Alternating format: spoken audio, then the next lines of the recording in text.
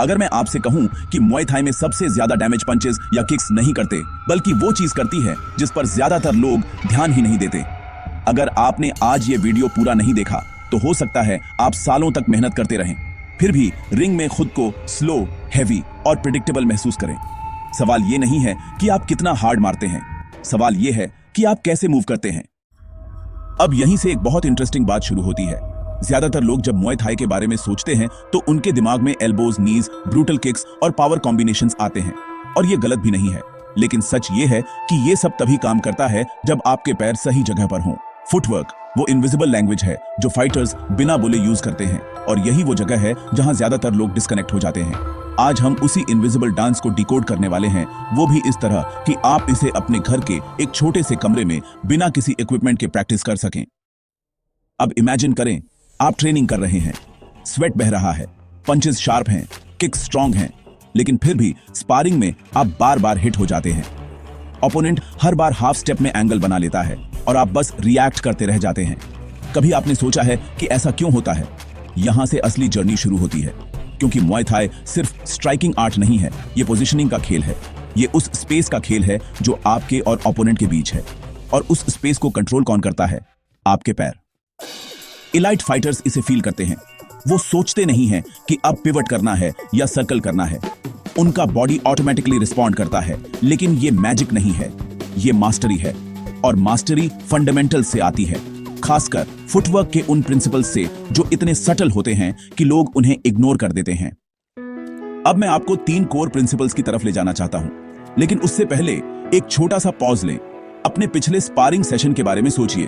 वो एक मोमेंट जब आप कॉर्नर में फंस गए थे, या वो सेकंड जब आपको लगा कि काश मैं हाफ स्टेप पीछे चला जाता। वही मोमेंट्स बताते हैं कि फुटवर्क क्यों फाइट्स जीतता है। पहला प्रिंसिपल है पिवट। पिवट सिर्फ घूमना नहीं है, ये बैलेंस, पावर और एस्केप का कॉम्बिनेशन है। जब आप पिवट करते हैं तो आप ओपोनेंट की लाइन से हट जाते हैं। आप वहीं खड़े रहते हैं, लेकिन एंगल बदल जाता है। घर पर इसे ड्रिल करने के लिए बस इतना कीजिए कि अपने स्टैंस में खड़े हों, वेट हल्का सा फ्रंट फुट पर रखें और बैक फुट को एंकर की तरह यूज करते हुए बॉडी को रोटेट करें। कोई पंचेस नहीं, कोई किक्स नहीं, सिर्फ फील कीजिए कि वेट कैसे शिफ्ट होता है। शुरू में ऑकवर्ड लगेगा, लेकिन यही ट्रांसफॉर्मेशन शुरू होती है। और याद रखिए, असली बात तो अब आने वाली है। दूसरा प्रिंसिपल है शफल, जिसे कई लोग पुश स्टेप भी कहते हैं। ये वो मूवमेंट है जो आपको फास्ट बनाता है, लेकिन फ्रैंटिक नहीं। शफल का मतलब ये नहीं कि आप उछल रहे हैं, इसका मतलब है कि आप जमीन से कनेक्टेड रहते हुए डिस्टेंस क्लोज या क्रिएट कर रहे हैं। घर पर इसे प्रैक्टिस करते वक्त इमेजिन कीजिए कि आपके पैरों के नीचे कांच है। Smooth, silent movement, forward shuffle, backward shuffle, फिर लाइट पंचेस के साथ। ये ड्रिल सिर्फ स्पीड नहीं बनाती, ये कॉन्फिडेंस बनाती है। वो कॉन्फिडेंस कि आप पैनिक में नहीं, कंट्रोल में मूव कर रहे हैं। तीसरा प्रिंसिपल है सर्कल। मुay थाई में सीधे पीछे जाना ऑलमोस्ट हमेशा मिस्टेक होता है। सर्कल करना आपको अलाइव रखता है। ये आपको रोप्स से बचाता है, एंगल्स देता है और ओपोनेंट को फ्रस्ट्रेट करता है। घर में एक इमेजिनरी ओपोनेंट रखिए सामने, उसके चारों तरफ सर्कल करते हुए स्टैंस मेंटेन करें। Shoulders relaxed, eyes forward, breathe calm. कुछ मिनट बाद आपको महसूस होगा कि आपका माइंड भी काम हो रहा है। यही वो कनेक्शन है जो बॉडी और माइंडसेट के बीच बनता है।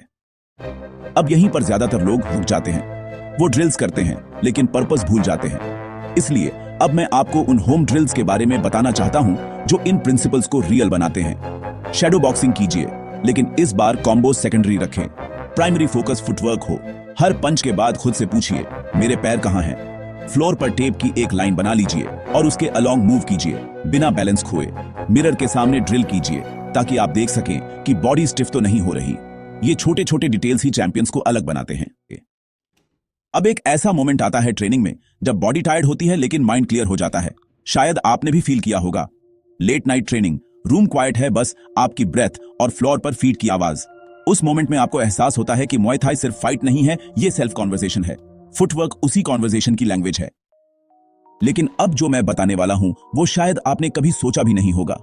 एडवांस्ड रिंग कंट्रोल स्ट्राइक से नहीं, इंटेंशन से आता है। जब आपका फुटवर्क क्लीन होता है, ओपोनेंट खुद मिस्टेक्स करने लगता है। वो ओवररीच करता है, कॉर्नर में फंसता है, ओपनिंग्स देता है। आप कुछ एक्स्ट्रा नहीं करते, आप बस सही जगह पर होते हैं। इमेजिन कीजिए, रोप्स के पास प्रेशर बिल्ड करना, लेकिन बिना रश किए। ओपोनेंट को बाहर निकलने का रास्ता दिखाना, फिर उसे कट ऑफ करना, ये सब फुटवर्क से होता है। घर पर ड्रिल करते समय विजुअलाइज कीजिए। इमेजिन ओपोनेंट के रिएक्शंस। ये विजुअलाइजेशन आपकी नर्वस सिस्टम को ट्रेन करती है। यही रीजन है कि ग्रेट फाइटर्स फाइट से पहले आईज बंद करके मूव करते हैं, बिकॉज बॉडी पहले ही वहां जा चुका होता है। अब इस जर्नी के आखिर में मैं आपको एक सिंपल इन्विटेशन देना चाहता हूं। अगले 7 दिन सिर्फ 10 मिनट रोज फुटवर्क पर दीजिए। पंचेस, किक्स सब बाद में, बस मूवमेंट, बैलेंस और ब्रेथ। और फिर नोटिस कीजिए कि स्पारिंग में आपकी एंजाइटी कैसे कम होती है, आपकी फोकस कैसे शार्प होती है और आपकी एनर्जी कैसे कंसर्व होती है।